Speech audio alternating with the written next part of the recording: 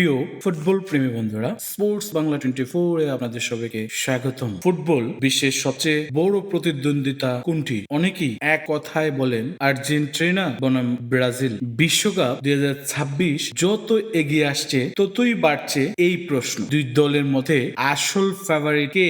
চলুন দেখে নেওয়া যায়। প্রথমে আসি আর্জেন্টিনার কথায়। বর্তমান চ্যাম্পিয়ন আর্জেন্টিনা গত কয়েক বছরে দুর্দান্ত ধারাবাহিকতা দেখিয়েছে। কোপা আমেরিকা এবং বিশ্বকাপ জয়ের মাধ্যমে তারা প্রমাণ করেছে যে বড় টুর্নামেন্টে চাপ সামলাতে তারা কতটা দক্ষ। দলে এখনো রয়েছেন লিওনেল মেসি, এছাড়াও Julian Alvarez, Enzo Fernandez, Alexis Mac অ্যালিস্টারের মতো তারকারা দলকে আরো শক্তিশালী করেছে। অন্যদিকে ব্রাজিলও নতুন পরিকল্পনা নিয়ে এগোচ্ছে। বিশ্বের অন্যতম প্রতিভাবান ফুটবলারদের নিয়ে গড়া এই দলে রয়েছে Vinicius Junior, Rodrygo, Raphinha, Bruno Guimaraes এবং এনরিকের মতো খেলোয়াড়। ব্রাজিলের আক্রমণ ভাগ সবসময় ভয়ঙ্কর, তবে সাম্প্রতিক সময়ে তাদের সবচেয়ে বড় সমস্যা ছিল ধারাবাহিকতা। এখন প্রশ্ন হলো, বিশ্বকাপ 2026-এ কে এগিয়ে? অভিজ্ঞতা এবং সাম্প্রতিক সাফল্যের দিক থেকে